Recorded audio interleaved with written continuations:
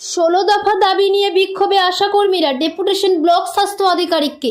পূর্ব বর্ধমান জেলার খণ্ডঘোষ ব্লকের ব্লক প্রাথমিক স্বাস্থ্য কেন্দ্রের সামনে মঙ্গলবার 16 দফা দাবিকে সামনে রেখে বিক্ষোভে সামিল হলেন পশ্চিমবঙ্গ আশাকর্মী ইউনিয়নের সদস্যরা।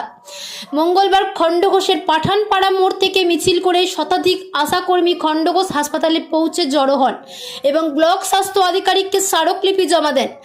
আন্দোলনকারীদের পক্ষ থেকে সংগঠনের সম্পাদিকা ইসমতারা খাতুন জানান, আশাকর্মীদের দিয়ে স্বাস্থ্য বহির্ভূত কাজ করানো চলবে না। পাশাপাশি তিনি সরকারি স্বাস্থ্যকর্মী হিসেবে স্বীকৃতি ও ন্যূনতম 15,000 টাকার মাসিক ভাতা চালুর দাবিও জানান। দাবিগুলির মধ্যে আরও ছিল কর্মরত অবস্থায় কোনো আশাকর্মীর মৃত্যু হলে তার পরিবারকে 5 লক্ষ টাকার আর্থিক সাহায্য, কর্মস্থলের নিরাপত্তা এবং সামাজিক ও আর্থিক সুরক্ষার নিশ্চয়তা। আন্দোলনকারীরা স্পষ্ট করে দেন, দাবি মানা না হলে আগামী দিনে বৃহত্তর আন্দোলনের পথে নামবেন তারা। মঙ্গলবারের এই কর্মসূচির জেরে খণ্ডঘোষ হাসপাতাল চত্বরে সাময়িক উত্তেজনার পরিবেশ সৃষ্টি হয়।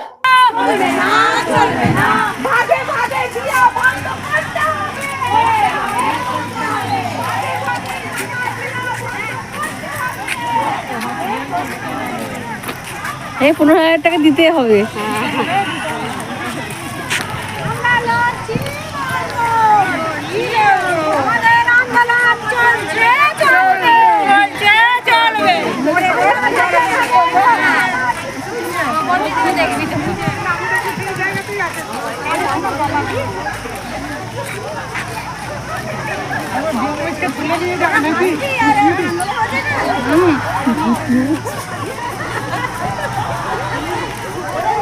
এই 15,000 টাকা লাগবে নাকি?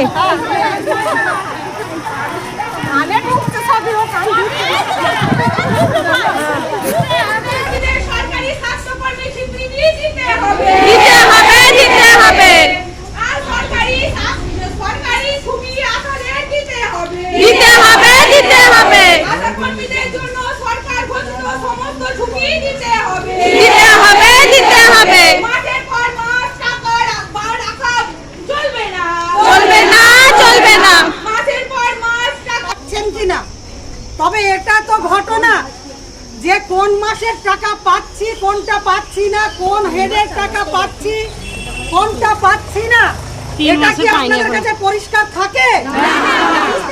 যদি বুঝতে না পারেন তাহলে বোঝানোর দায়িত্ব ব্লকের। আর এগুলো নিয়ে যদি আপনাদের দোনমনো থাকে, এই প্রশ্নের উত্তর যদি আপনারা না পান, তাহলে আপনাদের আজকে এখানে ঘেরাও করে বসে থাকা উচিত। এই যদি আপনারা এটা করতে না পারেন, কোনোদিন এইখানকার কোনো সমস্যার সমাধান হবে না। ইউনিয়ন যদি আপনারা এর মধ্যে দেখেছেন, বহু জায়গাতে টাকার হিসাব দিচ্ছিল না, ইনসেন্টিভ দিচ্ছিল না, টাকা মাসের পর মাস বাকি রেখেছে, সেই টাকা উদ্ধার করতে সারাদিন ঘিরে রাখতে হয়েছে। তারা সাত করে আশা কর্মীরা এরকম চলে ওঠে না। এই সামনে একটা উৎসব আসছে মুসলিম কমিউনিটির, 3 মাস 4 মাস পরে যদি ইনসেন্টিভ বাকি থাকে, তার পথ খরচ, তার ডাক্তারি খরচ, তার সংসারের যতটুকু যা খরচ, সেটা কেন চাইতে হবে, কেন তার জন্য কাটতে হবে, তার জন্য দাবি করতে হবে? একজন অভিভাবক হিসেবে ব্লকের যিনি আধিকারিক, তার কি কোনো দায়িত্ব নেই? আপনারা যদি এগুলো না বোঝেন, আপনাদের সমস্যার সমাধান হবে না। এখানে বিপিসির ভূমিকা থাকে। ঘন ঘন ব্যাগ চলে যাবেন ফিল্ডে, আসার কাজটা কখন করবেন? তাহলে আসার কাজ করার জন্য যদি সময়ের টানা পড়ে না হয়, সেটা বিওমএইচকে দেখতে হবে। হাসপাতালে এসে কোনো হয়রানি চলবে না। সমস্ত আশাকর্মী, স্যার আমি শুনেছি রোটেশনে নাকি হাসপাতালে ডিউটি। আশাকর্মী কি নার্স? তাহলে তাকে নার্সের সম্মান দেওয়া হোক, সরকারি স্বীকৃতি দেওয়া হোক। আসার কাজ হচ্ছে ফিল্ডে, আসার কাজ মা বাচ্চার কাজ, সে ফিল্ডে কাজ করবে। আর আমরাও বুঝি না, আমরাও জানি না, আমরাও কখনো প্রশ্ন করি না, আমরা ভয়ে ভয়ে ছুটতে থাকি। আপনি সরকারি কর্মী নন, আপনি একজন ভলান্টিয়ার। আপনাকে ভয় দেখাবে, টাকা কেটে নেবে। কার টাকাকে কাটবে? টাকা কাটলে তার পরিপূর্ণ কারণ দেখাতে হবে। একটা বুধবার যদি কোনো আশা তার সেন্টারে কোনো কারণে যেতে না পারে, সে ইনফর্ম করবে।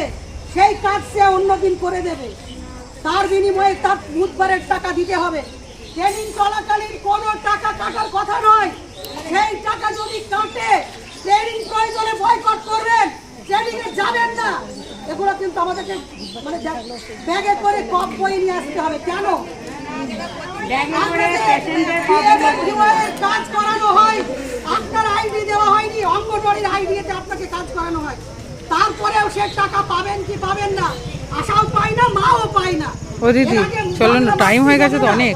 যে টাকা কোনো আশা পায় না, তোরা বসবি ওইদিকে এতে সেটা হিসেব কে দেবে?